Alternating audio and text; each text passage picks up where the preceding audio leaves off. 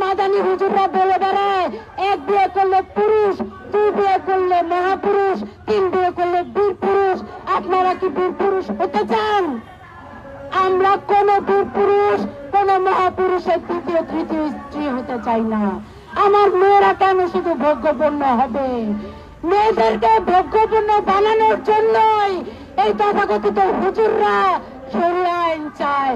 অথচ ইউনূস যখন মাফ করেছিল, ইউনূসের নেতৃত্বে যখন এত রাহাজানি হয়েছিল, লুটপাট হয়েছিল, তখন একটা হুজুরও শরিয়া আইনের বিধানে ইউনূসের শাস্তি চায়নি। এখন তারা শাস্তি চায়। আমার মাথার দাম এই হুজুররা 1 লাখ টাকা হাঁকিয়েছে, বলেছে আমার মাথা 72 ঘন্টায় তারা কেটে নিয়ে যাবে।